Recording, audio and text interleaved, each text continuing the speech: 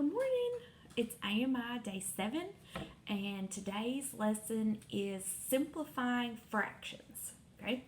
When you simplify fractions, all you're doing is you're trying to find what number you can put the numerator and the denominator in groups of. Okay? We're just wanting to group it differently instead of saying we had all of these as separate items and we just shared it with individuals. We want to say, okay, now instead of going you get one and you get one and you get one and you get one, oh, well, now you can have another and you can have another and you can have another. We start from the very beginning and say, okay, I know I could split these in another way evenly, and then this would be your share, this would be your share, this would be your share, and there would be multiple items in that share that you just gave out. This is what your paper looks like today. There were actually 3 pages that went with today's lesson. The first 2 pages were just explanation in case you wanted to try to do this on your own. You should have been able to kind of follow along, and they explained how to do the problems. In the packet, this is your very first problem, 6/8. Okay? So what I asked you guys to do was to think about, when we were in class, what can we put both of these in groups of? Okay? I'm also going to, down below, I'm going to write down their multiplication facts real quick. Okay? So the multiplication facts of 6, we could do 1 times 6, and we could do 2 times 3. If we were looking at 8, we could do 1 times 8, and we could do 2 times 4 to get to 8. Okay? This is the kind of things that I was referring to when I said, what kind of groups can we put these in? The first thing the kids would tell me are groups of 2. And the reason we could do groups of 2 is because when you look at 6 and 8, you notice that they're both even numbers. Okay? Now, if you wanted to see if there's anything larger, okay, we could look here at our multiplication facts. They both have a 1, they both have a 2, and then we get to 3, 6, 4, 8. There's nothing in common after 2. So 2 is going to be our greatest common factor that they both have. All right? We're going to set up a division problem, just like we did yesterday when we were talking about equivalent fractions. We're going to divide by something that means 1. Okay?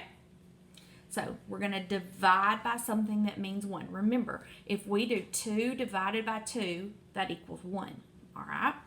If we complete this division problem going across here, we're going to have a brand new numerator and a brand new denominator that will be equivalent to what we started with, 6/8. It's also going to be the simplest form of 6/8. Another way for it to look, it's only smaller. All right? So when we do 6 divided by 2, we get 3. And when we do 8 divided by 2, we get 4. Okay? So another way that we can write 6/8 is 3/4. Okay? All the problems are going to work like that. The ones towards the bottom, they're probably the easier ones because they already have what simplest form is over to the right. You just have to find the connecting multiplication fact. Simplest form tends to be tough for the kids if the numbers are larger. Let's say here's one. Okay, 12 and 24. Some of my higher math students that are a little more math savvy, they look at this and they immediately know what simplest form is. They go, that's half. Okay. Then others say, oh, well, they're both even. Let's divide these by 2. All right. But if you divide them by 2, is that going to get us to simplest form immediately? So sometimes the kids still have to ask themselves, is there anything else that they share? Okay. Do they have any other groups in common? Ow, that hurt my finger. All right. So if I look at the multiplication facts of 12 and 24, I know I can do 1 times 12. I know I can do 2 times 6. And I know I can do 3 times 4. 24, I can do 1 times 24. I can do 2 times 12. I can do 3 times 8. And I can do 4 times 6. Now, again, that takes you knowing your multiplication facts. Some of my friends still don't know their multiplication facts. You know who you are. This is a good time to be practicing. Okay? So if my friends only divided by 2, look here, they also could have been divided by 3. They could have been divided by 4. They could have been divided by 6. They could have been divided by 12. So if you chose a smaller number as your division fact, then you're going to have to repeat the process over again. Right now, the quickest way, its greatest common factor, is going to be 12.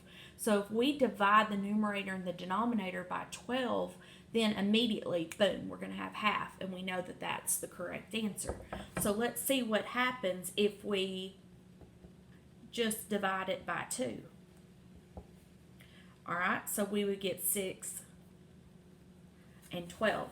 Now, with the numbers being a little bit smaller here, some now, as not here, but they can see it here, they'll go, oh, that's a half, and they'll just put equals 1/2 beside it. I'm good with that, I really am. But there will also be people who goes, oh, they're still even. You're right, they are still even, okay? So if that was you, and that's what you thought, and you divide them by 2 again, now you get 3/6, okay? That's fine. Now, some people may not have seen it here, and some people may not have seen it here, but some people can see it here. This will be the point they went, oh, Miss Robinette, that's half. B, you're right, sweet baby, that is half. Go ahead and write that down, okay?